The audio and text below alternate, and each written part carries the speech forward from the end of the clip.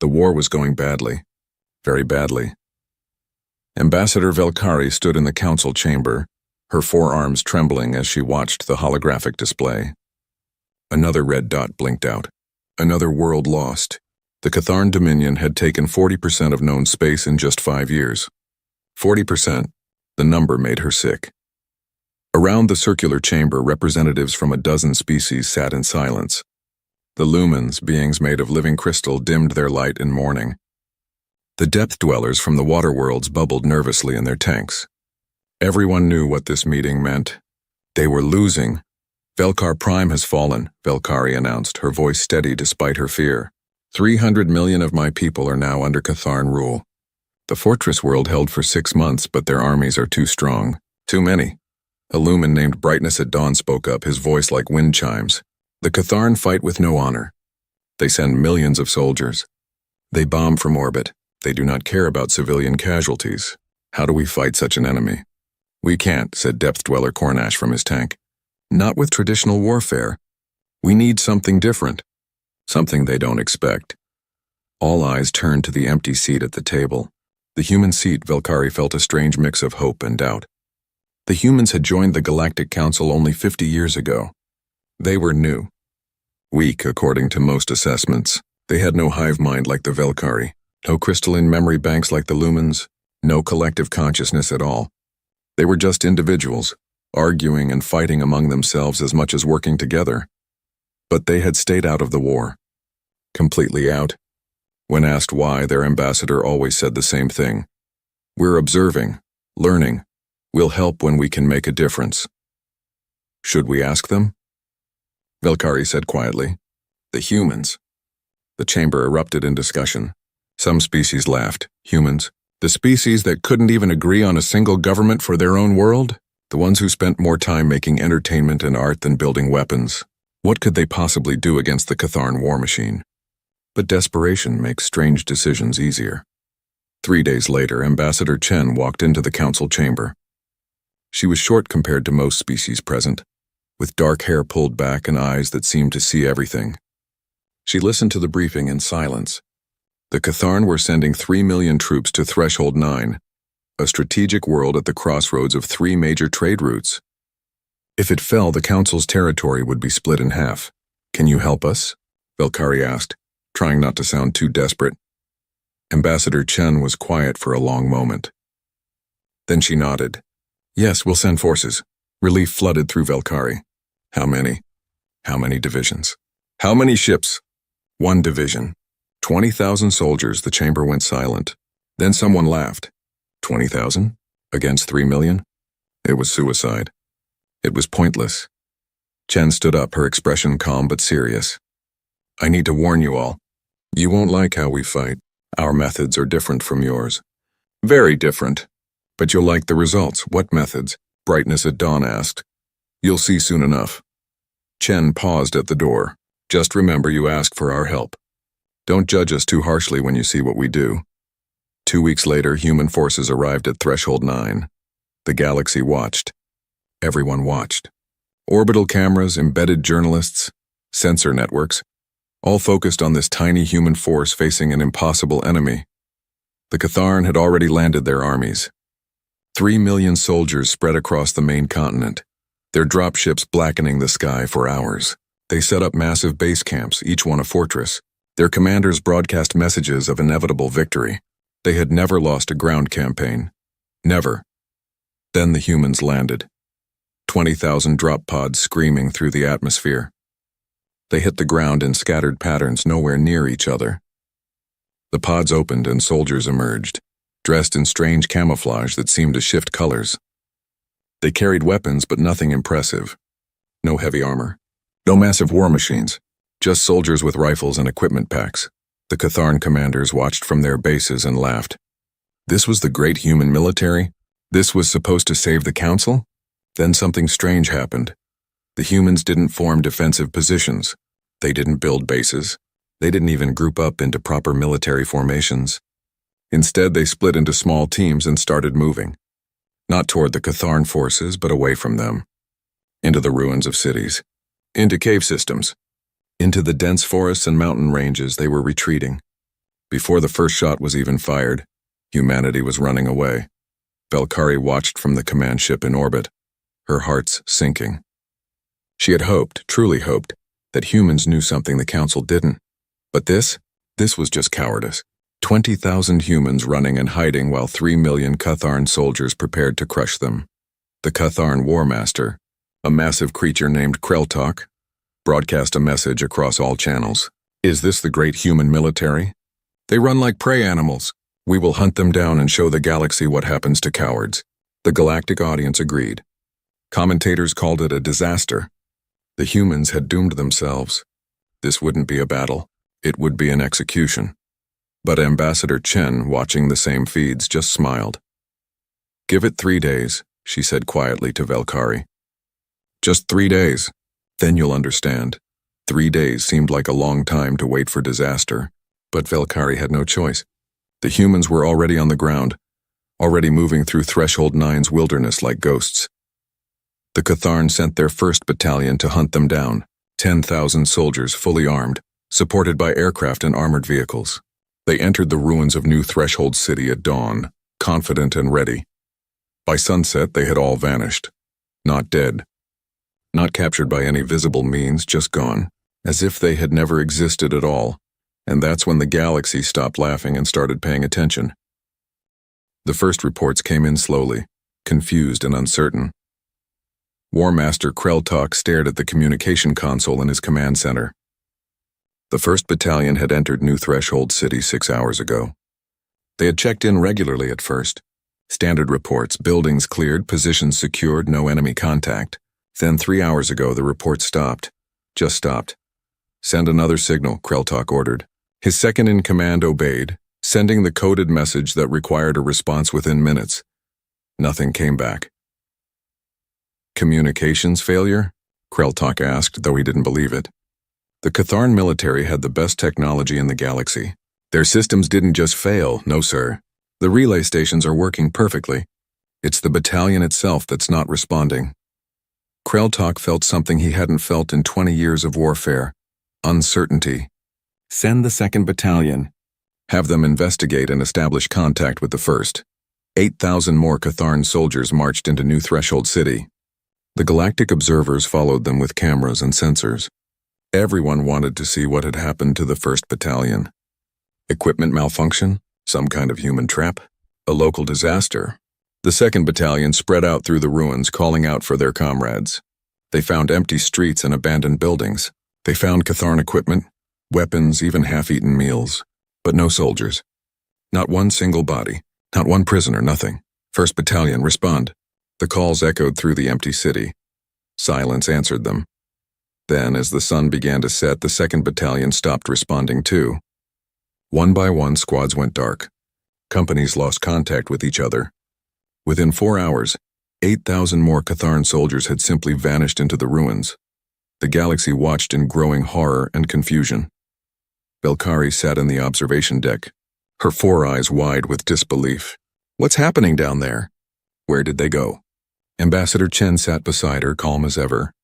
They're being removed from the battlefield. Removed? I don't understand. We don't see any fighting. No explosions, no massive casualties. They just disappear. Exactly. The Catharn commanders didn't understand either, but they were too proud to admit fear. Kreltok sent more soldiers. 3rd Battalion, 4th Battalion, 5th Battalion. Each time the pattern repeated. The soldiers would spread out, search for their missing comrades, and then communication would drop. Company by company, squad by squad, they would vanish into the wilderness, the ruins, the caves. By the end of the first week, 300,000 Catharn soldiers had landed on Threshold 9. Less than 100,000 were still in contact with their command. The rest? Gone. Vanished. Erased from the battlefield like they had never existed. The galactic news networks ran constant coverage. Experts tried to explain it. Some said the humans had a secret weapon, something that disintegrated matter. Others claimed the Catharn were deserting, though that had never happened before in Catharn history.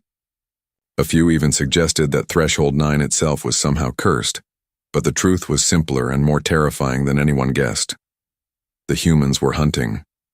a young Catharn soldier named Veshkar was part of the 7th Battalion.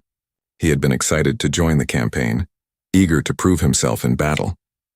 But now, 3 days after landing, he was simply trying to stay alive. His squad had entered a forest to search for the missing 3rd Battalion. 50 soldiers, well armed and trained. They moved in standard formation, watching all directions, ready for an ambush. Then Private Jektar, walking at the rear, just wasn't there anymore. One moment, Veshkar heard his footsteps. The next moment, silence. He turned around. Empty forest. No sign of Jektar. No gunfire. No struggle, nothing. Jektar, Veshkar called out. His voice sounded too loud in the quiet forest. No answer. The squad leader ordered them to search. They found nothing. Not a trace. Jektar had been carrying 60 pounds of equipment, wearing armor and standing 7 feet tall. He couldn't just vanish, but he had. 2 hours later, another soldier disappeared. Then another. By nightfall, Veshkar's squad of 50 was down to 30. No one had seen anything. No one had heard anything. Soldiers just stopped being there. That night, they made camp in a defensive circle, everyone watching outward with their weapons ready. Veshkar was terrified. This wasn't how war was supposed to work. You were supposed to see your enemy. Fight them. Win or lose, but see them. He heard it around midnight. A sound that made his blood freeze. It was quiet, almost gentle. Someone was humming. A human tune. Strange and melodic, coming from the darkness just beyond their camp. Who's there? The squad leader demanded, his weapon raised. The humming stopped. Then a voice spoke in perfect Catharn. You're surrounded. Put down your weapons and you'll live. Fight and you'll disappear like the others. Show yourself, coward. We're already here. We've been here for hours. We could have killed you all in your sleep, but we don't want to kill you. We want you to surrender. It was a lie. It had to be. But Veshkar looked around at his terrified squad mates and realized something. They had been in this forest for 12 hours. In that time, 20 of their soldiers had vanished without a trace. If the humans could do that, what else could they do? If we surrender, Veshkar heard himself say, what happens to us? His squad leader turned to him in fury, but the human voice answered first. You'll be taken to a secure facility off-world. You'll be fed, given medical care, and kept safe until the war ends. Then you'll go home. Lies, the squad leader shouted. Catharn, do not surrender. But 3 soldiers put down their weapons. Then 5 more, then 10. The squad leader kept his weapon raised, kept shouting about honor and duty, but when he turned around, he was alone. His entire squad had surrendered to an enemy they couldn't even see. Veshkar dropped his weapon and raised his hands. He heard movement in the darkness. Then humans stepped into the light. Only 6 of them. 6 humans had been watching 30 Catharn soldiers, had picked off 20 and had convinced the rest to surrender. They weren't wearing armor. They had paint on their faces and strange cloth wrapped around their weapons. One of them, a woman with cold eyes, spoke in Catharn. Smart choice. Transport is coming. You'll be processed and off this planet by morning. Where are the others? Veshkar asked. The ones who vanished? Same place you're going. They're alive. Sedated during transport to keep them calm but alive and healthy. Veshkar couldn't believe it. Couldn't process it. The Catharn Empire had told them humans were weak. That they would be easy to defeat. But these humans moved like shadows, spoke multiple languages, had turned an entire battalion into prisoners without firing a shot. This wasn't weakness. This was something far more dangerous. As Veshkar was led away to a waiting transport ship, he looked back at the forest. How many humans were out there? Hundreds, thousands? He had no idea. That was the most terrifying part. The Catharn thought they were fighting an army. But armies you could see. Armies you could fight. The humans weren't an army. They were ghosts. And ghosts couldn't be fought with weapons and tactics the Catharn understood. High above, Valkyrie watched the transport ships leaving Threshold 9. Small ships. Stealth technology. Carrying Catharn prisoners to secure stations in deep space. Ship after ship after ship. How many? She asked Chen. 230,000 so far. In 1 week? Chen nodded. We told you. You won't like our methods. But you'll like the results. Valkyrie didn't know what to say to that. She just watched another Catharn battalion enter the wilderness below and wondered how long before they vanished too. Zix there was a Valkyrie journalist who had covered 17 wars. She thought she had seen everything war could be. But nothing prepared her for what she saw when she embedded with Human Strike Team 7. She had requested permission to join a human unit, expecting to document their inevitable defeat. Instead, she got 3 days that changed how she understood warfare completely. The team leader was a man named Marcus. He was shorter than Zixter with gray hair and quiet eyes. He didn't look like a warrior. He looked like someone's grandfather. But when he moved through the forest, he made no sound at all. None of them did. Stay close, Marcus told her. Stay quiet. Do exactly what we say when we say it. There were 12 humans in the team. They carried weapons, but also strange equipment. Small drones, audio devices, cameras, medical supplies, even books and music players, which made no sense to Zix there at all. What's your mission? She asked as they moved through the darkness. Company Strength Catharn Unit, about 200 soldiers, 5 kilometers north. They're searching for their missing squads. We're going to help them find their friends. You're going to attack? Marcus smiled, but it wasn't a happy smile. Attack is such a simple word. No, we're going to do something much more effective. They reached a ridge overlooking a valley where the Catharn had made camp. 200 soldiers armed and alert in defensive positions. Taking them in a straight fight would be impossible for 12 humans. But Marcus didn't order an attack. Instead, he gave quiet instructions to his team. They spread out along the ridge, setting up equipment Zixter didn't recognize. What are you doing? She whispered. Phase 1. Isolation. One of the humans, a woman named Sarah, worked on a device that started emitting a low-frequency pulse. Their communications are jammed now. They can't call for help. Can't receive orders. They're alone. Phase 2, Marcus continued. Demoralization. Another team member started playing sounds through speakers hidden in the forest. Catharn voices screaming, crying for help, begging for mercy. The sounds echoed through the valley, seeming to come from everywhere and nowhere at once. Zix there watched the Catharn soldiers below start to panic. They heard their comrades screaming but couldn't find them. They tried to radio for help but got only static. Their formation started to break down as soldiers called out to each other in fear. Phase 3, Marcus said. Precision elimination. 2 humans with long rifles moved into position. They weren't aiming at the soldiers. They were aiming at equipment, generators, lights, communication arrays. One by one, quiet shots rang out and essential equipment sparked and died. The Catharn camp was plunged into darkness except for a few emergency lights. Phase 4. Psychological operations. Sarah started broadcasting in Catharn language, her voice calm, almost kind. You've been abandoned. Your commanders don't care if you live or die. But we do. We don't want to kill you. We want you to survive. Put down your weapons and walk north. There's a clearing 1 kilometer away. Go there and you'll be safe. Stay here and you'll vanish like the others. This is insane, Zixter whispered. They won't believe you. Watch, Marcus said. At first, the Catharn soldiers did what she expected. They rallied together. Their officers shouted orders. They prepared to fight, but as the hours passed, the situation got worse for them. More screaming from the forest. More equipment failures, no contact with command, and that voice over and over promising safety if they just surrendered. Dawn came. 50 Catharn soldiers walked out of their camp and headed north. They looked exhausted, terrified, defeated. Human teams were waiting in the clearing. The Catharn were sedated, loaded onto transports and gone within 30 minutes. 50 down, Marcus noted. 150 to go. You can't possibly think the rest will surrender, Zixter said. Not today. But we don't stop. We do this every night. We take their water supplies. We destroy their food. We make sure they can't sleep. We let them know every single moment that they're being hunted. Humans are very, very good at being patient predators. Over the next 2 days, Zixter watched this process repeat. The human team never attacked directly. They just made being a Catharn soldier on Threshold 9 into a nightmare. Sounds in the dark. Snipers picking off anyone who looked like a leader. Supply lines cut. Water sources poisoned, then medical supplies left nearby with instructions in Catharn on how to purify water safely. It was warfare, but not like anything Zixter had ever seen. The humans weren't trying to kill the enemy. They were trying to break their will to fight. On the 3rd day, she interviewed Marcus for her report. Why don't you just fight them directly? She asked. Marcus looked tired. Because that's not how you win a war. That's how you kill people. There's a difference. I don't understand. Every Catharn soldier we kill creates a martyr.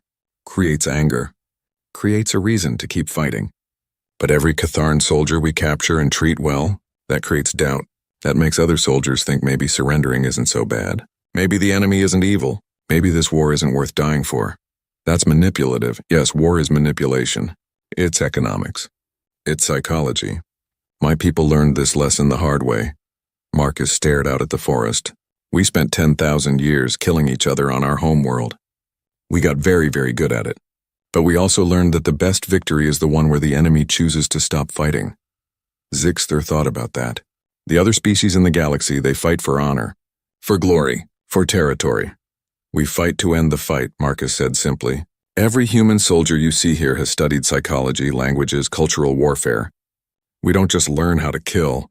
We learn how to make people not want to kill us, and is that why you're winning? Marcus shook his head. We're not winning. The Catharn are losing. There's a difference. We're just helping them realize it. That night, Zixter sent her report back to the galactic networks. She included footage of everything she'd seen. The psychological operations, the precision strikes, the humane treatment of prisoners, and most importantly, footage of Catharn soldiers surrendering not because they were defeated in battle, but because they were too exhausted and terrified to keep fighting an enemy they couldn't see. The galaxy watched in shocked silence. Then she showed the most disturbing footage of all. A Catharn war master, a legendary commander who had won 30 campaigns, sitting in a human interrogation room. Not tortured, not harmed, just tired. So very tired. Why did you surrender? The human interviewer asked. The war master looked up, his eyes hollow. Because you didn't fight us. You haunted us. 3 days without sleep. Voices in the dark.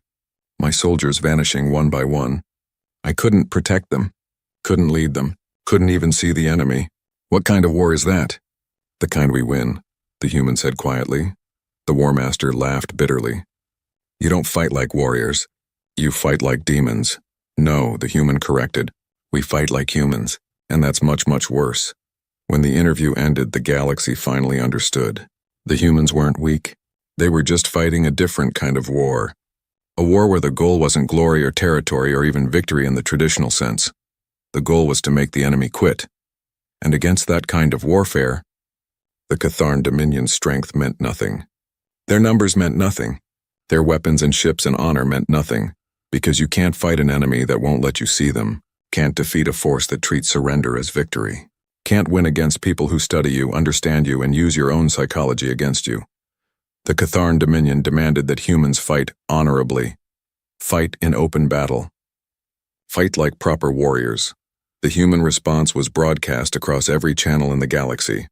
Commander Sarah Okonkwo stood before the cameras, her expression hard. We didn't come here to fight honorably. We came here to win, to end this war, to save lives, both Council and Catharn. If you want honor, write poetry. If you want victory, you called the right species. She paused, then added, and if you're watching this from Catharn Command, know this. We're not going to stop. Every day, more of your soldiers will choose our prison camps over your orders, and we'll keep them safe until this war ends. Because that's what humans do, we win, and we do it our way. The message was clear. The rules of galactic warfare had just changed forever, and humanity had written the new rules. The Catharn Dominion's response was predictable and massive. Emperor Krathzon himself addressed the Empire. His image, broadcast across 1,000 worlds, showed a leader who had never known defeat. His scales gleamed with ceremonial paint. His voice shook with rage. The humans mock us. They call their cowardice tactics. They hide in shadows and claim victory. No more. I'm sending the Imperial Guard. 2 million of our finest warriors. Veterans of 100 campaigns. They will purge this world of the human infestation and show the galaxy what real warriors look like. The announcement was met with roars of approval across Catharn space. Finally, the Empire would show its true strength. The Imperial Guard had never lost, never retreated, never failed. But watching from Earth, the human military command just started planning. General Rodriguez looked at the tactical display showing 2 million Catharn soldiers preparing to deploy. They're sending their best? Good. That means we can end this faster. Sir, 2 million against 20,000, his aide said. Even with our methods, the numbers are extreme. Rodriguez smiled. Then we'll just have to get creative. Contact the Council. Tell them we need their orbital assets. Not for combat, just for support.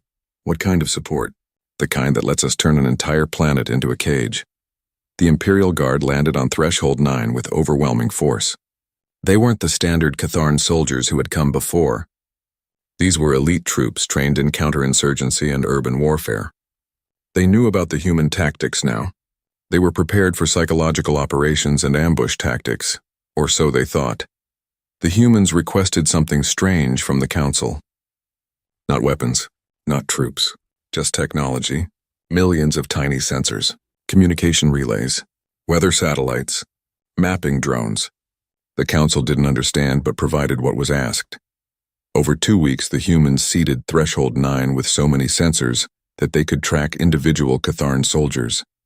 Every movement, every communication, every supply truck and water source. The entire planet became one vast surveillance network. The Catharn couldn't see it. The sensors were too small, too well hidden. But the humans could see everything.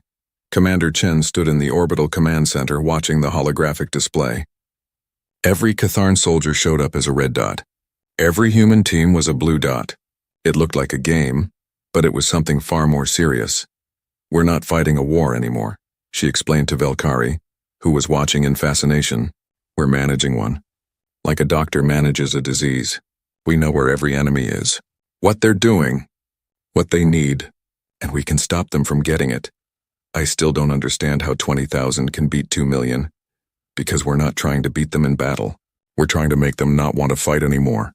The human strategy was brilliant and cruel in its efficiency. Phase 1.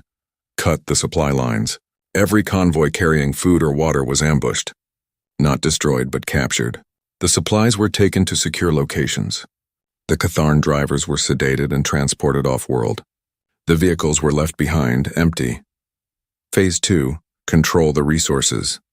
Every water source on the planet was mapped. The humans poisoned some with chemicals that made them unsafe but not deadly. Then they left purification tablets nearby with instructions in Catharn. The message was clear. You can survive, but only if you trust us. Phase 3. Destroy morale. The humans broadcast constantly. Your supplies are gone.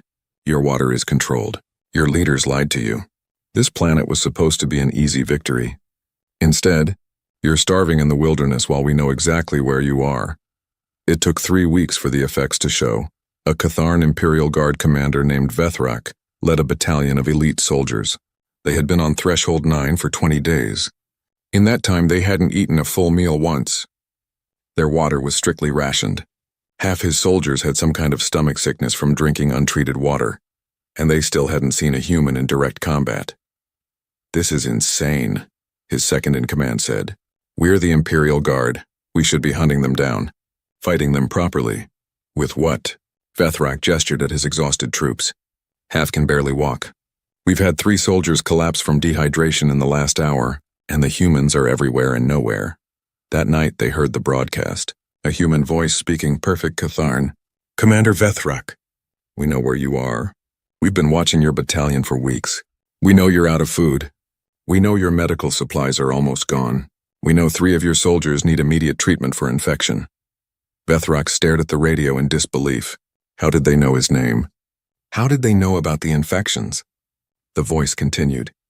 2 kilometers west of your position is a clearing. We've left supplies there. Food, water, medicine, everything your soldiers need. No guards, no traps, just resources. Because we don't want you to die. We want you to live. We want you to choose. It's a trap, his second said immediately. Maybe. But if we stay here, we lose soldiers to disease and starvation anyway.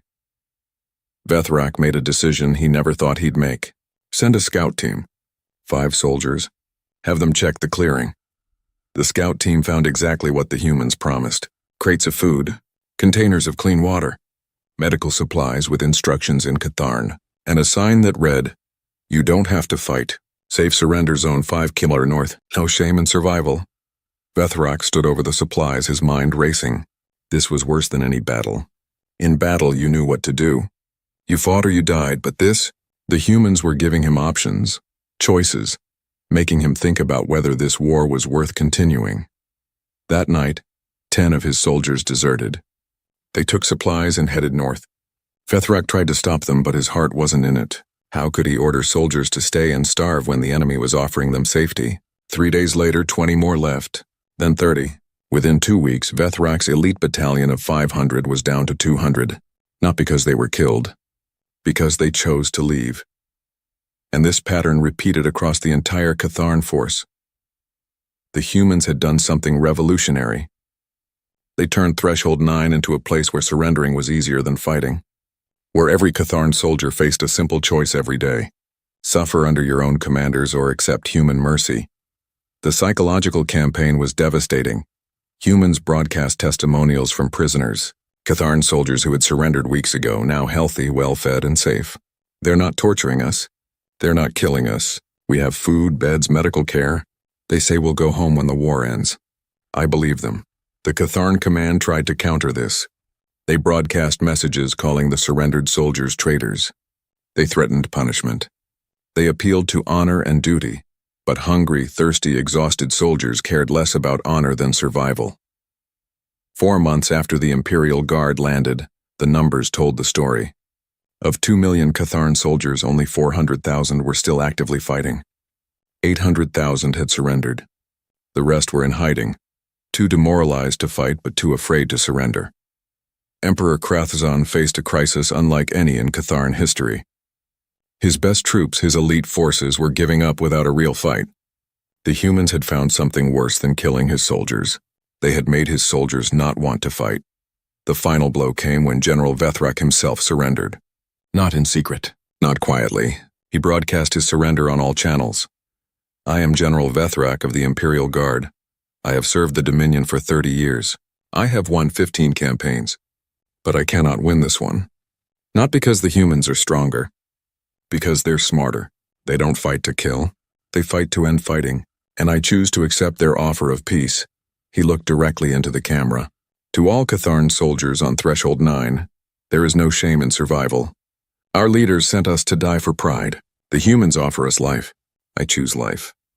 I hope you do too. Within days, mass surrenders began. Entire battalions walked into human-controlled zones and laid down their weapons. The humans processed them all, treated them well, and sent them to comfortable prison stations. The Catharn Dominion had lost its first war.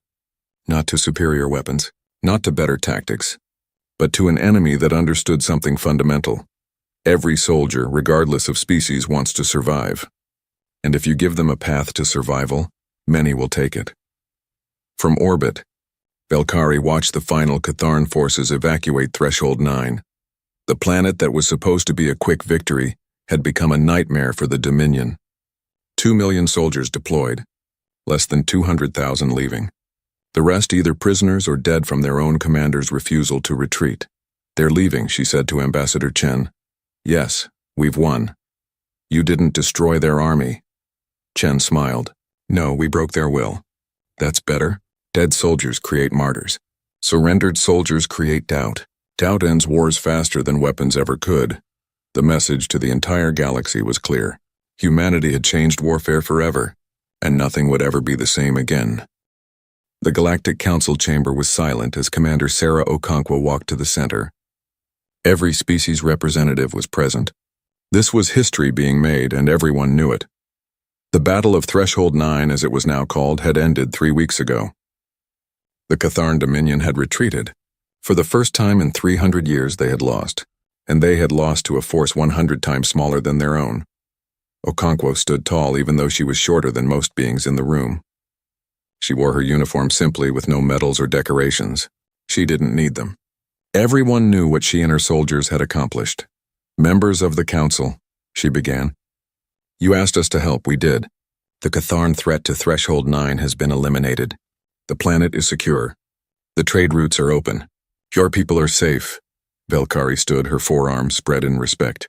Commander Okonkwo, on behalf of the Council, we thank you. But we must understand. How did you do it? How did 20,000 defeat 2 million? Okonkwo was quiet for a moment, choosing her words carefully. We didn't defeat them. We convinced them to stop fighting. There's a difference. But your methods, Brightness at Dawn said, his crystalline form flickering with confusion, they were unlike anything we've seen. Psychological warfare, deception, manipulation. Is this how humans always fight? Yes, Okonkwo said simply. Because we had to. She activated a holographic display showing Earth. The blue planet hung in the center of the chamber, beautiful and peaceful. But then the display changed, showing images of human history. Wars, thousands of them. Cities burning, armies clashing, weapons of terrible power. This is our homeworld, Okonkwo said. For 10,000 years we fought each other. Not wars between planets, but wars between groups of humans. We had no alien enemies, only ourselves. So we got very, very good at fighting other humans. The images continued. Nuclear explosions, chemical weapons, genocides. The council members watched in horror. We learned every possible way to kill each other. And we did by the millions. But eventually, we learned something more important. The images changed again, showing peace treaties, the United Nations, the formation of Earth's unified government. We learned that the best war is the one you don't have to fight. That victory isn't about destroying your enemy, but about making them choose peace. Cornash, the depth dweller, bubbled thoughtfully in his tank. You weaponized mercy. In a way, yes. We studied psychology. We learned that soldiers are people first, warriors second. Everyone wants to live. Everyone wants to go home. If you give them that option, many will take it. But the Catharn are proud warriors, another representative said. How did you break their pride? Okonkwo smiled sadly. Pride doesn't matter when you're starving, when you're watching your comrades disappear into the darkness, when you're exhausted and scared and your leaders are nowhere to be seen. Pride is a luxury. Survival is a necessity. We just made survival easier than pride. The council digested this. It was a disturbing concept. Most galactic species fought for honor, for territory, for glory. The idea of fighting just to make the enemy quit seemed almost dishonorable. Some of you are thinking we fought without honor, Okonkwo said, reading the room. You're right. We didn't fight for honor. We fought to win, to save lives, to end a war. Because that's what we do. She paused, then continued with steel in her voice.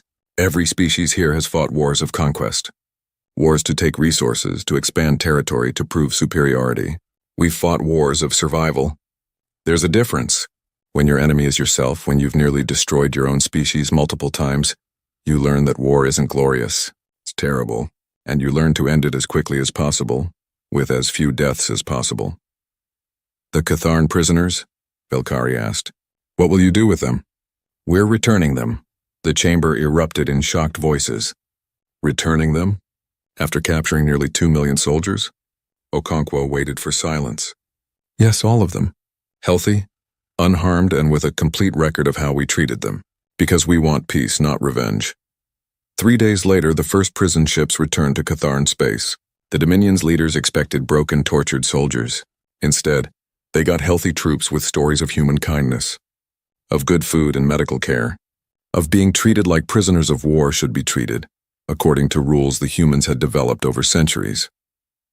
Emperor Krath Zahn met with the returned soldiers personally. He heard the stories, how the humans had offered choices, how they had treated wounds, how they had promised to return everyone safely and had kept that promise. One soldier, a young private, spoke directly to the Emperor. They didn't hate us. They just wanted us to stop fighting, and when we did, they kept us safe until we could go home. The Emperor was silent for a long time. Then he did something no Catharn ruler had done in 3 centuries. He requested a diplomatic meeting with humanity. The negotiations took place on a neutral station. Ambassador Chen represented humanity. The Catharn sent their High Chancellor. Why didn't you kill them? The Chancellor asked without preamble. You had 2 million of our soldiers. You could have executed them all. Why show mercy? Chen leaned back in her chair. Because we want this war to end, not continue for generations. Every soldier we killed would become a martyr, would give your people a reason for revenge. But every soldier we return safely, that creates doubt. That makes your people ask if this war was worth it. It's manipulative, it's smart, and it's humane. We don't enjoy war, Chancellor. We're very good at it, but we don't enjoy it. We want peace. At what cost?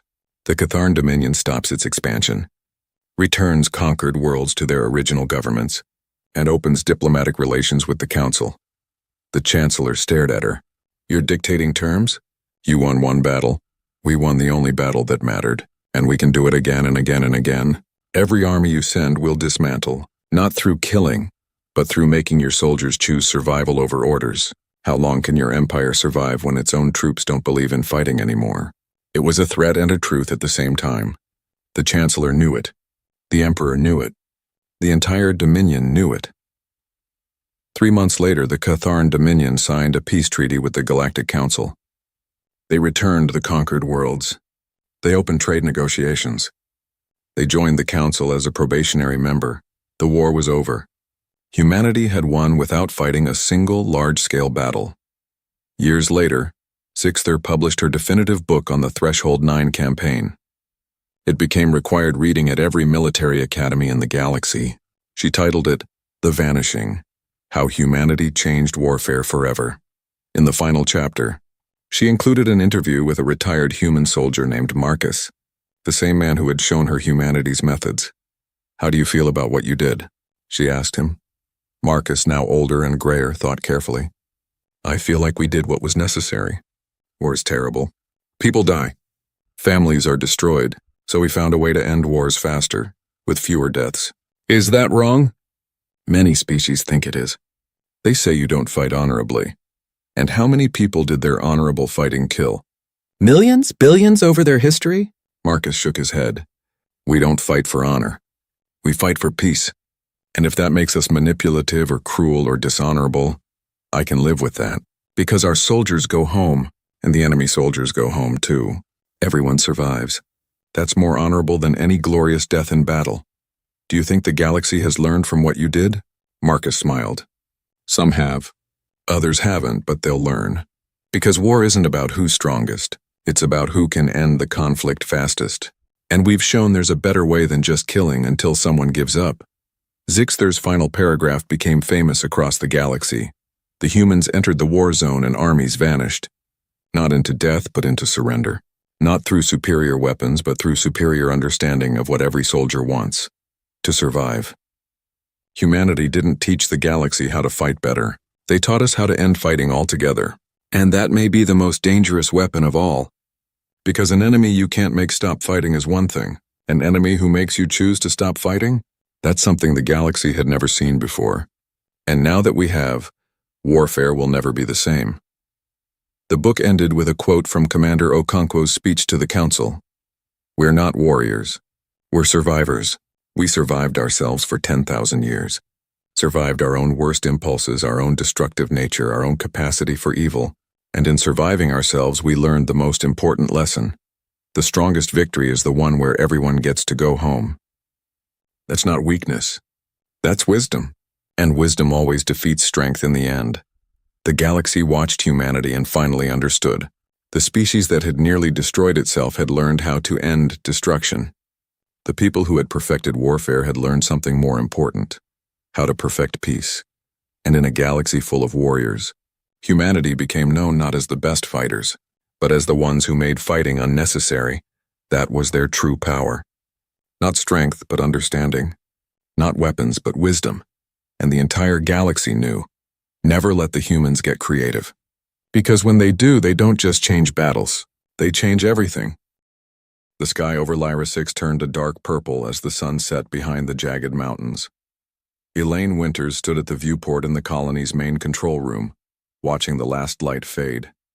Her face showed no emotion, but her hand gripped the edge of the console so hard her knuckles turned white. "Administrator Winters," a voice called from behind her. She turned to see Andrew Nichols, his thin face looking even more worn than usual. The communications specialist had dark circles under his eyes from too many nights trying to fix their failing equipment. "We lost contact with the last relay station," Andrew said. His voice was flat, as if he had used up all his worry days ago. "We can't reach anyone in the Confederation now." Elaine nodded slowly. She had been expecting this news. "Thank you, Andrew. Get some rest. There's nothing more we can do tonight." After Andrew left, Elaine looked back at the darkening sky. The colony on Lyra 6 had never been large, just 400 people sent to mine rare minerals for the Galactic Confederation. They were supposed to be resupplied every 3 months. The last ship had come 6 months ago. The door slid open again and Peter Ramirez walked in. The colony's head engineer had grease stains on his hands and dirt on his face. He had been working non-stop to keep the power systems running. I checked the message again, Peter said. They really meant it. The Confederation is pulling out of this entire sector. They're not coming back. They can't just abandon us, Elaine said, but her voice lacked conviction. The message had arrived 2 weeks ago. The Galactic Confederation was facing attacks from the Tarvos Empire on its core worlds. All outer colonies were being abandoned to save resources. They already did, Peter replied. He ran a hand through his dark hair. And I found something else today. The last supply ship didn't just bring fewer supplies. They removed parts from our long-range transmitter. They damaged it on purpose. Elaine's eyes widened. Are you sure? I'm sure they never planned to come back for us. They didn't want us calling for help and causing problems with the Tarvos. Elaine turned back to the viewport. The first stars were appearing in the night sky. Somewhere out there, the civilization that had sent them to this rock was fighting for its survival and had decided the people of Lyra 6 weren't worth saving. How long can we last? She asked. Peter shrugged. The greenhouse is producing food, but not enough. Dr. Frost says we're already seeing early signs of nutrient deficiencies. Power is stable for now. Water recycling is working, but the filters need replacing soon. And we have no way to call for help, Elaine said. Not with standard equipment, Peter admitted. But there's the emergency beacon. They both fell silent. The emergency beacon was powerful enough to reach distant systems, but it had been forbidden by the Confederation. Using it might attract help, or it might attract the Tarvos Empire. Call a colony council meeting for tomorrow morning, Elaine said after a long pause. Everyone needs to know the truth. The next morning, all 20 members of the colony council gathered in the meeting room. Dr. Samantha Frost sat next to Peter, her medical data pad in front of her. Kelly Bradshaw, the head of security, stood by the door, her face grim. The others, section leaders, specialists, and elected representatives, filled the remaining seats. Elaine stood at the front of the room. I'll be direct, she said. The Confederation has abandoned us. They're not coming back. The room erupted in voices. Some people shouted in anger, others asked questions all at once. Kelly whistled sharply, bringing silence back to the room. We've known supplies were running short, Elaine continued. Now we know why.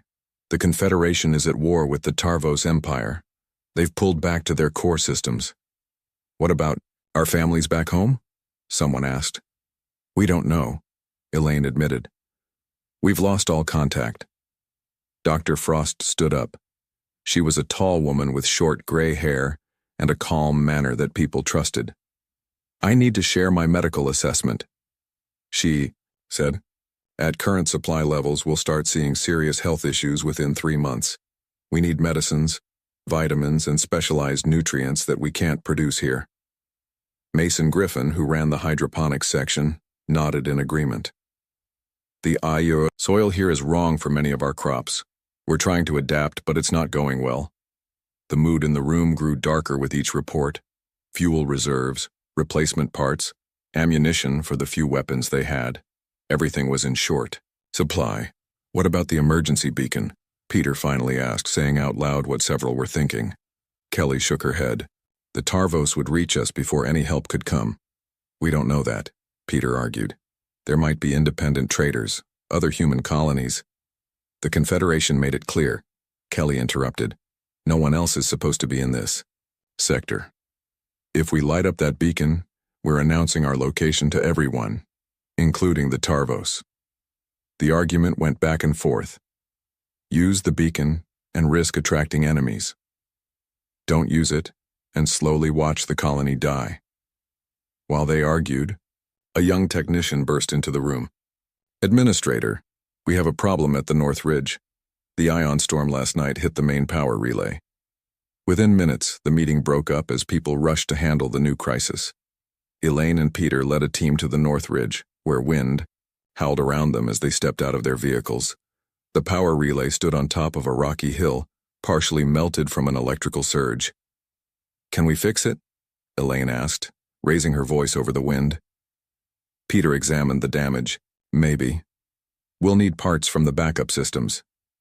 Do it, Elaine said. She looked at the dark clouds gathering on the horizon. Another storm was coming. By evening, the colony's lights were flickering as Peter and his team worked to reroute power. In the medical center, Dr. Frost was treating 3 engineers who had been burned during the repairs. In the greenhouse, Mason desperately tried to save plants dying from lack of light. As night fell, Elaine called an emergency session with just the senior staff. "We need to make a decision about the beacon," she said. "We can't keep going like this." Andrew, who rarely spoke at meetings, cleared his throat. "There's something else you should know. Before we lost contact completely, I picked up fragments of transmissions. Other colonies in nearby sectors were also abandoned. Some tried to evacuate. None made it." The room fell silent as the implications sank in. They were truly alone. "Say we activate the beacon," Peter said finally. "Yes, it's a risk, but slowly starving to death isn't a choice I want to make." Elaine looked around the room. One by one, the others nodded in agreement. "Put it to a full colony vote tomorrow," Dr. Frost suggested. "Everyone should have a say in this." "Agreed," Elaine said. "But first, let's survive the night." As she walked back to the control room, Elaine looked up at the alien stars. For the first time, she allowed herself to feel the fear she had been holding back. Everyone had left them behind. Now their only hope was to call into the darkness and pray that whoever answered wasn't coming to destroy what little they had left. 6 months had passed since the colony voted to activate the emergency beacon. 6 long months of waiting, watching the sky, and trying to survive. Winter had come to Lyra 6, a harsh season that brought freezing winds and ice storms. Inside the colony's main hall, most of the 400 colonists huddled together. The heating system worked only at half power now. People wore layers of clothing and shared body heat to stay warm. Elaine Winters moved among the colonists, stopping to check on a young mother with 2 small children. The children's faces were thin, their eyes too large. Everyone was on reduced rations. "How are they doing?" Elaine asked softly. "They're strong," the mother said, though her own face was pale and drawn. "We all are." Elaine nodded and continued through the hall. She saw Peter Ramirez near the entrance, talking with Kelly Bradshaw. Peter had lost weight, his clothes hanging loose on his frame. Kelly still stood straight and alert, but even she looked tired. "Any sign of the patrol?" Elaine asked as she joined them. Kelly shook her head. "Not yet. They should be back soon." "And the sensors?" Elaine turned to Peter. "Still working, though the range is limited. The last storm damaged the outer array." Elaine fought back the familiar feeling of despair. When they had activated the beacon, they had hoped for rescue within weeks. Now, half a year later, they were running out of hope along with everything else.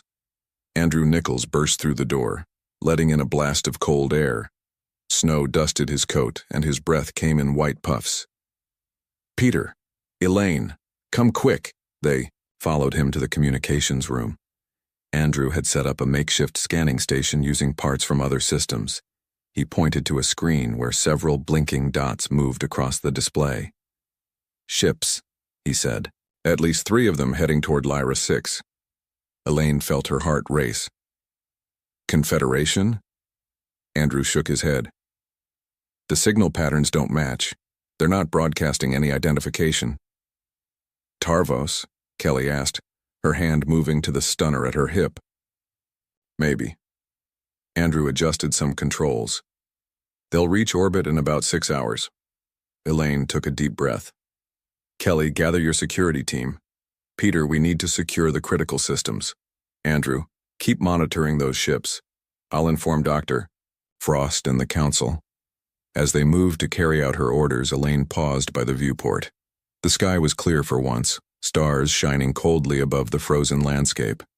Their call for help had been answered, but by whom? In the medical center, Dr. Frost was treating a young man with frostbite. She looked up as Elaine entered. "Ships are coming," Elaine said simply.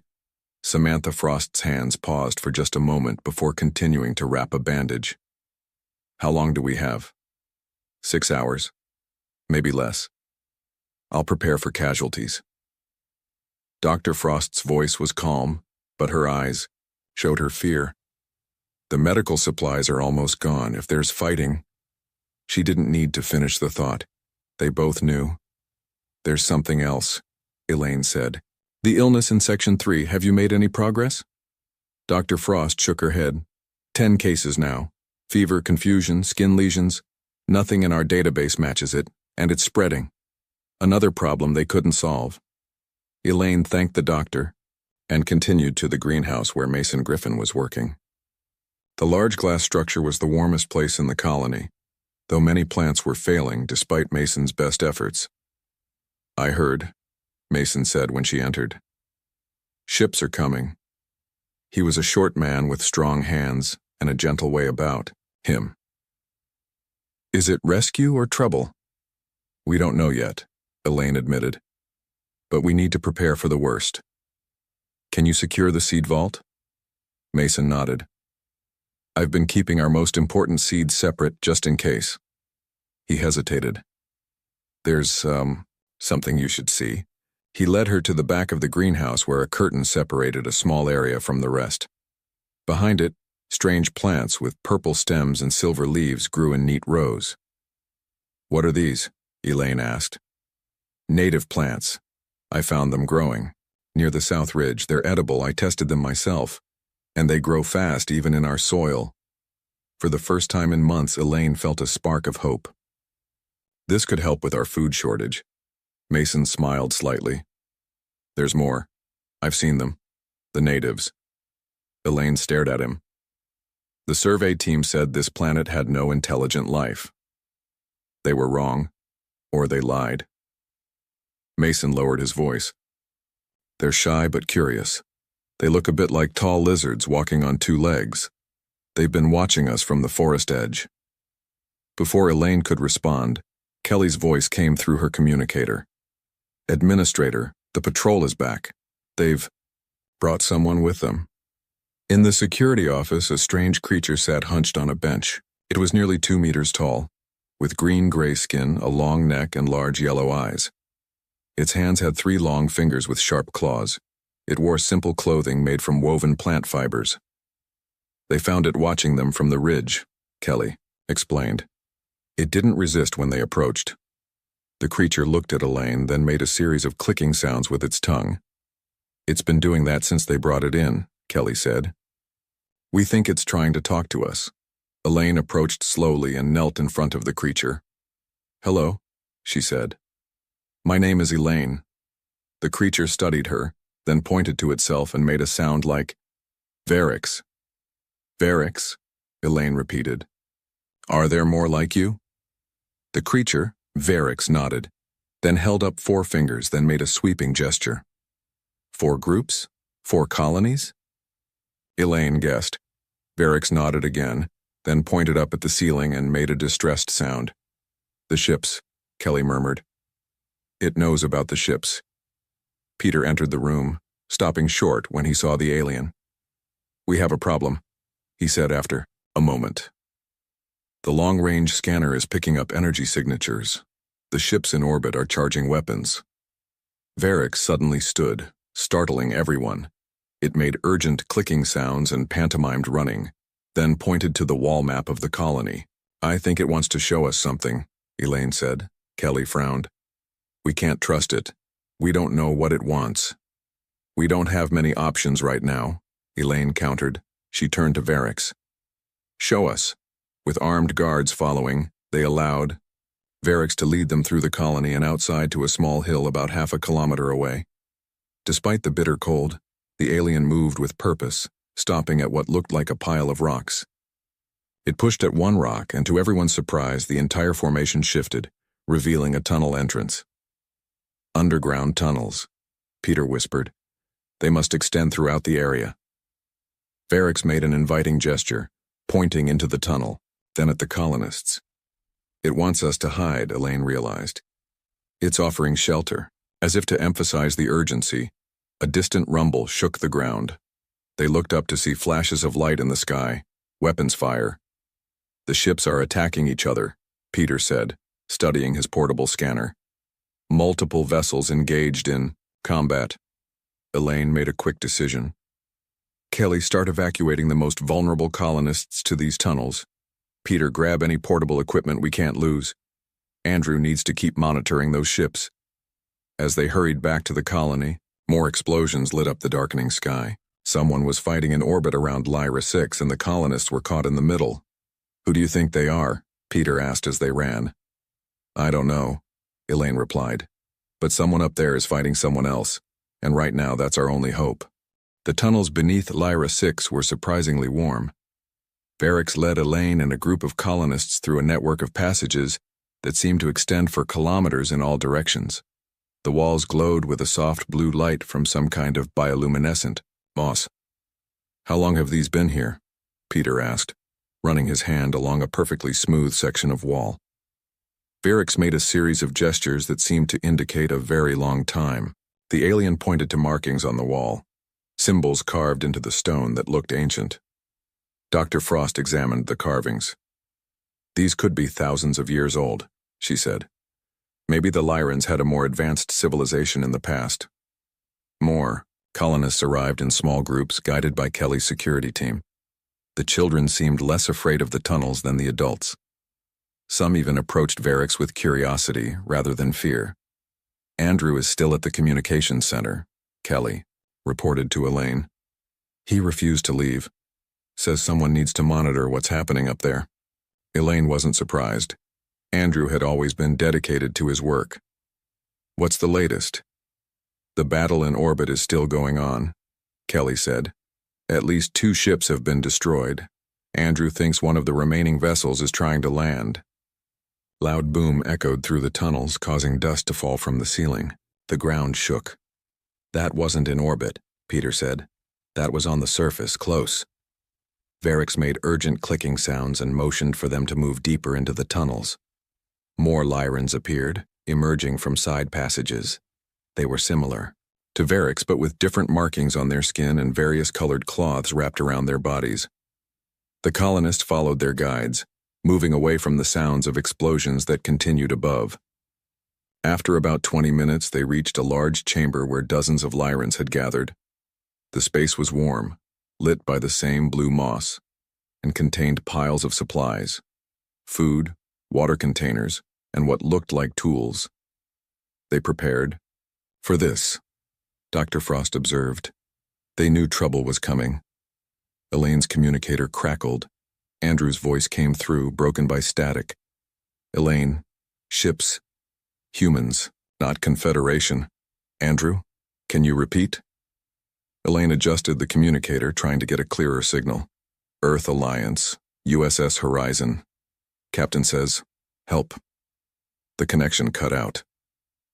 Elaine looked at Peter and Kelly, her eyes wide, with shock. Did he say Earth Alliance? Earth? Kelly frowned. But Earth hasn't been part of interstellar politics for a century. The Confederation cut them off during the isolation policy. Another explosion, closer this time, shook the chamber. Several children cried out in fear. Dr. Frost moved among them, offering comfort. I need to get back to the surface, Elaine decided. If there are humans up there, I need to make contact. It's too dangerous, Kelly argued. We don't know who they are or what they want. If Andrew is right, they came to help us, Elaine said. I'll take Peter and 2 security officers. The rest of you stay here where it's safe. Varix made a series of urgent clicks and pointed at itself, then at Elaine. I think it wants to come with us, Peter said. Elaine nodded. Good. We might need a guide to get back. With Varix leading the way, they took a different tunnel that led up toward the surface. As they got closer, they could hear the sounds of weapons fire and shouting. They emerged from a tunnel opening hidden behind a stand of tall purple plants. The scene in front of them was chaos. 2 small ships had landed near the colony's main buildings. People in unfamiliar uniforms were exchanging fire with what could only be Tarvo soldiers, tall, thin beings in black armor with elongated heads and 4 arms. Get down! Peter pulled Elaine behind a rock as energy blasts hit the ground near them. From their hiding place, they watched as the battle unfolded. The unknown soldiers were well-trained and disciplined, slowly pushing the Tarvos forces back from the colony buildings. "Look at their uniforms," Kelly whispered. "The insignia, that's an Earth symbol. Old Earth. From before the Confederation." Soldier spotted them and raised a weapon, then lowered it when he saw they were human. He sprinted to their position, sliding into cover beside them. His helmet visor lifted to reveal a young man's face. "Lieutenant Ryan Cooper, Earth Alliance," he said, breathing hard. "Are you from the colony?" "I'm Administrator Elaine Winters," Elaine replied, still shocked to be speaking with someone from Earth. "This is my engineer Peter Ramirez and Security Chief Kelly Bradshaw." The lieutenant glanced at Varix with surprise but didn't comment on the alien's presence. "Captain Hayes sent us to secure the colony and evacuate civilians. The Tarvos hit us as we were landing." He tapped his helmet communicator. "Captain, I've found the colony administrator." A woman's voice came through his communicator. "Bring them to the landing zone if it's safe. We need to move quickly." Lieutenant Cooper nodded to Elaine. "Can you run? We need to reach our shuttle." With Cooper leading the way, they moved from cover to cover, avoiding the worst of the fighting. Other Earth Alliance soldiers provided covering fire as they crossed open ground. Near the colony's main building, they met more Earth soldiers escorting colonists to a waiting shuttle. Standing by the ramp was a woman with short brown hair and an air of authority that marked her as the captain. "Lisa Hayes, captain of the USS Horizon," she said, extending her hand to Elaine. "We received your emergency beacon 3 months ago. I'm sorry it took us so long to get here." 3 months? Peter asked in disbelief. "The beacon has been active for 6 months," Captain Hayes frowned. "The signal was being jammed. We only detected it when we were mapping this sector for potential resources." Another explosion rocked the ground. Captain Hayes steadied herself against the shuttle. "We can talk more once we're safe. The Tarvos are calling for reinforcements." "Wait," Elaine said. "We have hundreds of colonists hiding in underground tunnels, and we have wounded who can't be moved easily." Captain Hayes nodded to her officers. "Cooper, take a team and help evacuate. The civilians, Chief Daniels, get the medical team down here." A burly man with a gray beard stepped forward from the shuttle. "I'm Chief Engineer Eric Daniels. We're going to need to move fast. Our ship detected a Tarvos battlecruiser entering the system. We have maybe 2 hours before it arrives." Elaine introduced him to Peter. "Our colony systems are failing. We've been abandoned for almost a year." "Earth was abandoned by the Confederation too," Chief Daniels said grimly. "That's why we're out here now, finding our own way forward." Over the next hour, a remarkable operation unfolded. Earth Alliance soldiers moved through the tunnels, helping colonists to the surface. Medical teams treated the wounded. Engineers secured critical equipment. From the colony's command center, now serving as a temporary headquarters, Elaine watched as shuttles flew back and forth between the surface and the USS Horizon in orbit. Andrew Nichols sat at his console, working with an Earth communications officer to coordinate the evacuation. He looked up as Elaine approached. "We were right to activate the beacon," he said. Elaine nodded. "Yes, we were." On a large display screen, they could see the Horizon in orbit, a sleek vessel unlike the bulky Confederation ships they were used to. It had clearly been in battle, with scorch marks visible on its hull. "They fought through the Tarvos scouts to reach us," Andrew explained. "Captain Hayes said they weren't going to leave us behind. Not like the Confederation did." For the first time in months, Elaine felt something like hope. They weren't alone anymore. But as another alert sounded, warning of the approaching Tarvos battlecruiser, she knew their rescue had only just begun. The real fight for survival was still ahead. The colony's meeting room had become a command center for the rescue operation. Captain Hayes stood at the main table with Elaine, Peter, and Kelly, looking at maps of the area. Chief Daniels worked nearby with a team of engineers trying to restore power to critical systems. "The Tarvos battlecruiser will be here in 90 minutes, Captain Hayes said, pointing to a display showing the approaching ship. "The Horizon can't face it alone. We need to complete the evacuation before it arrives." "What about the colonists who are too sick to move?" Dr. Frost asked as she entered the room. I have 17 patients with the mysterious illness and 5 with injuries from the attack. Captain Hayes nodded to a woman in a white medical uniform. Dr. Rodriguez will help you set up a field hospital on our ship. We have better equipment there. Natalie Rodriguez stepped forward. She was the Horizon's chief medical officer, a tall woman with a calm voice and steady hands. I've seen your initial report on the illness. I'd like to examine the patients right away. As the 2 doctors left, Varix entered with another Loran, an older one with darker skin and intricate patterns on its neck and arms. The older Lyran wore a cloak made of shimmering material that looked almost metallic. This is Elder Varix, Peter explained. Varix brought the Elder to help us. The Elder made a series of complex clicking sounds and gestures. Varix responded, then turned to the humans. They're trying to communicate something important, Elaine said. But we can't understand their language. Natalie, who had paused at the door, returned to the table. I may be able to help with that.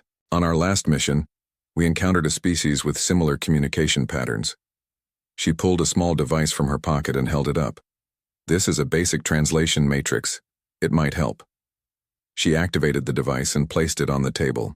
The Elder spoke again, and this time rough translations appeared on the device's screen. Danger, sky weapons, ancestors, protection. It's not perfect, Natalie said, but it's a start.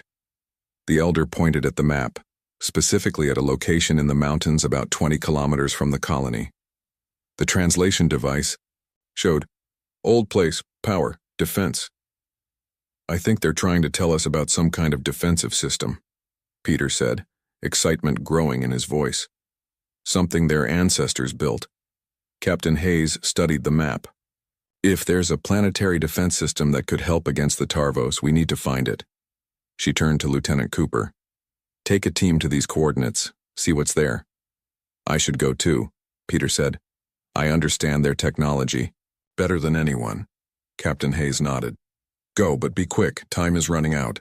As Peter left with Cooper and a team of soldiers, Elaine received a message from Andrew at the communications center.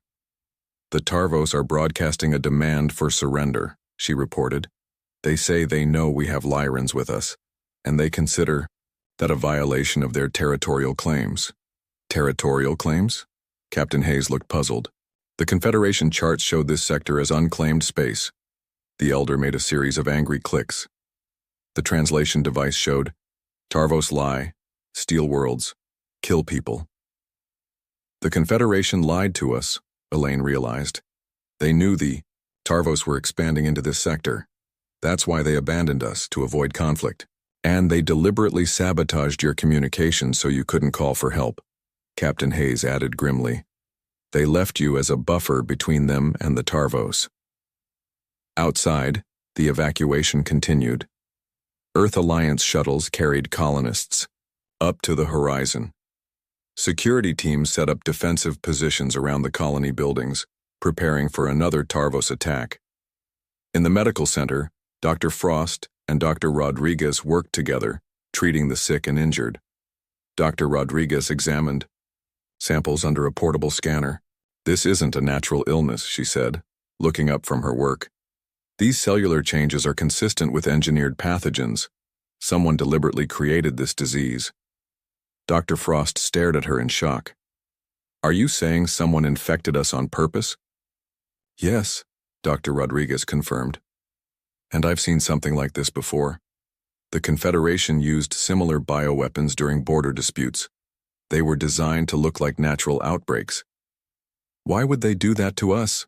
Dr. Frost asked, her voice barely above a whisper. To eliminate witnesses, Dr. Rodriguez said. No survivors means no one to tell what really happened here. At the mountain location, Peter stood with Lieutenant Cooper and his team in front of a massive stone door built into the mountainside. Varix had accompanied them as a guide. These markings are similar to those in the tunnels, Peter said, running his hand over symbols carved into the stone. But I can't figure out how to open it. Varix stepped forward and placed 3 fingers on specific symbols. The ground rumbled and slowly, The stone door slid open to reveal a large chamber filled with equipment unlike anything Peter had seen before. "This is incredible," he breathed, stepping inside. "This technology is far more advanced than what the Lyrans use now." The chamber contained what looked like control panels, power conduits, and in the center, a large crystalline structure that pulsed with faint blue light. Varix moved to one of the panels and pressed a sequence of controls. The crystalline structure glowed brighter. "I think this is what the Elder was talking about," Peter said. "A planetary defense system, weapons that could target ships in orbit." Lieutenant Cooper examined the system. "But will it work after all this time, and can we figure out how to use it?" "We have to try," Peter said. He activated his communicator. "Elaine, Captain Hayes, we found the defense system, but I'll need help to get it working." Back at the colony, Chief Daniels received the message. "I'll go," he told Captain Hayes. "My team can finish the power repairs here." As he left with a group of engineers, the alarm sounded. Andrew's voice came over the communication system. "The Tarvos battlecruiser has arrived early. It's launched fighters. They're heading for the surface." Captain Hayes immediately contacted her ship. "Commander King, deploy our fighters. Protect the evacuation shuttles at all costs." In orbit, the USS Horizon moved to intercept the Tarvos battlecruiser. Though much smaller than the enemy vessel, the Earth ship was fast and maneuverable. Its fighters streaked out from launch bays, meeting the Tarvos fighters in the space between the ships. On the surface, explosions lit up the sky as the battle began. Captain Hayes ordered the remaining colonists to the underground tunnels for protection. The last shuttles took off, carrying the most vulnerable to safety. "We need more time," Elaine said, watching the battle unfold on the display. "We'll give you time," Captain Hayes replied.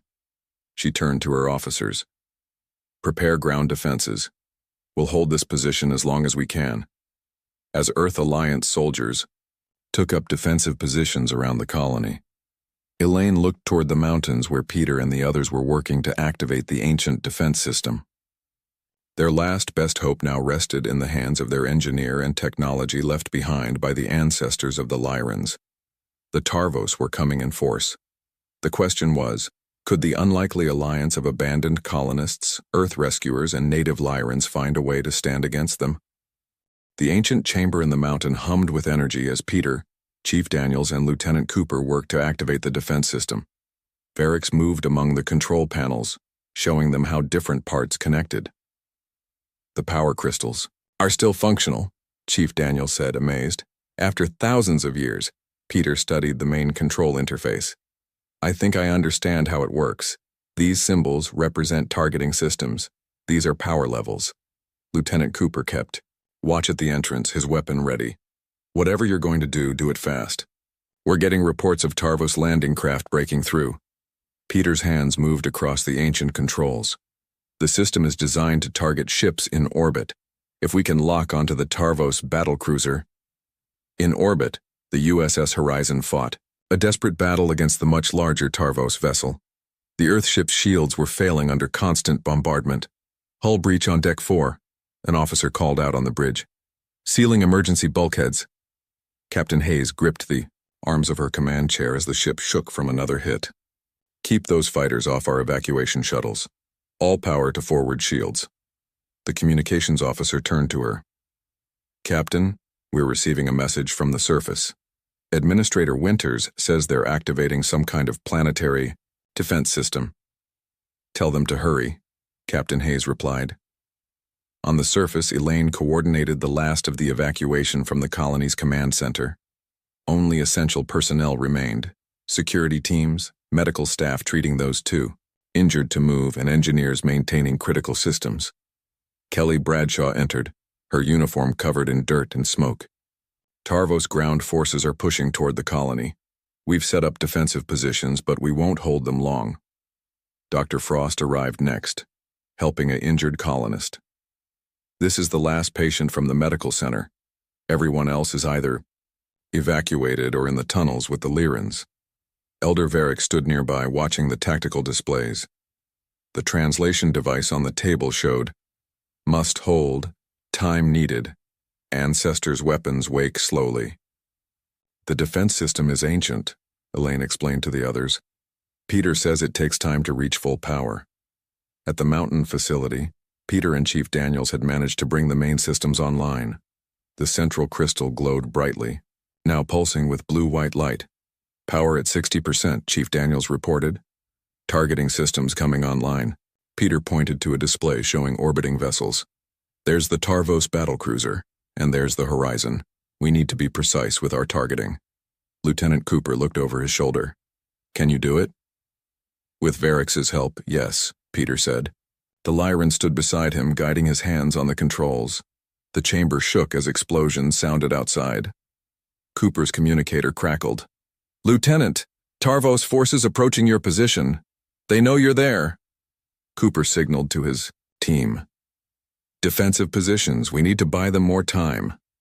As the soldiers moved to secure the entrance, Peter and Chief Daniels worked faster. The crystal's light grew more intense, casting sharp shadows across the ancient chamber. Targeting lock established, Peter announced. Charging main emitter. At the colony, the situation was deteriorating quickly. Tarvos forces had breached the outer perimeter. Earth Alliance soldiers and colony security fought them building by building. Elaine helped Dr. Frost move medical supplies to a shuttle. This is the last one. Once it's loaded, you need to go. What about you? Dr. Frost asked. I'm staying until everyone else is safe, Elaine said. Suddenly, a bright beam of blue light shot up from the mountains, piercing the clouds and continuing into space. The ground shook with the raw power of it. They did it, Elaine whispered. They activated the defense system. In orbit, the beam struck the Tarvos battlecruiser directly amidships. The massive vessel's shields failed immediately. A second later, smaller beams fired from other points on the planet's surface, all converging on the battlecruiser. On the horizon's bridge, the crew watched in amazement as the enemy ship broke apart. The Tarvos battlecruiser is destroyed, NE, officer reported. Their fighters are retreating. Captain Hayes allowed herself a small smile. Send word to the surface. Tell them we're coming in for final evacuation. At the mountain facility, Peter and Chief Daniels watched the displays show the destruction of the Tarvos ship. Lieutenant Cooper and his team had successfully defended the entrance, though several were wounded. It worked, Peter said, relief flooding through him. The system worked. Chief Daniels checked the power levels. But it's draining fast. The crystals can't maintain this level of output. They're too old. As if confirming his words, the central crystal's light began to flicker and dim. The chamber grew darker as ancient systems shut down one by one. Their ancestors built this to save them, Peter said, looking at Varex. And now, thousands of years later, it saved us too. Varex made a gesture that needed no translation, a simple bow of respect. Back at the colony, the remaining Tarvos ground forces were in retreat. With their main ship destroyed and no reinforcements coming, they were abandoning the fight. Elaine received word from Captain Hayes. Final evacuation is underway. We need to leave now. Kelly approached with the Elder and a group of Lyrans. What about them? She asked. The Tarvos will return eventually. Elaine relayed the question to Captain Hayes, who didn't hesitate. We have room. If they want to come with us, they're welcome. The Elder considered this, then responded through the translation device. Some stay, guard home. Some go, learn stars again. As the final shuttles prepared to leave, Peter and the team from the mountain facility returned. They were tired, but triumphant. The defense system is offline, Peter reported. It gave everything it had.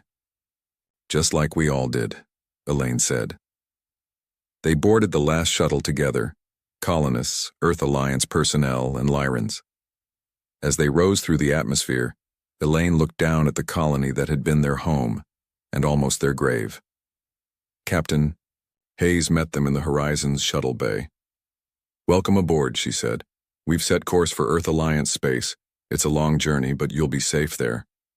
What will happen to us? Elaine asked. We've lost everything. Not everything, Captain Hayes replied. You still have each other, and now you have us. She gestured to her crew. Earth knows what it's like to be abandoned. We won't do the same to you. Later, in the ship's observation deck, Elaine, Peter, and Dr. Frost stood with Captain Hayes, watching as Lyra 6 grew smaller in the distance. I received a message from Earth Command, Captain Hayes told them. They've agreed to establish a new colony. Anyone who wants to return to Lyra 6 can do so, with proper supplies and support this time. And the Tarvos? Peter asked. They'll think twice before returning after losing a battlecruiser, Captain Hayes said. And next time you won't be alone. As the Horizon engaged its main engines and the planet became just another point of light among the stars, Elaine felt something she hadn't experienced in a long time. Hope. The Confederation had left them behind, but humanity, true humanity, had come to their rescue, and together they had found a way to survive.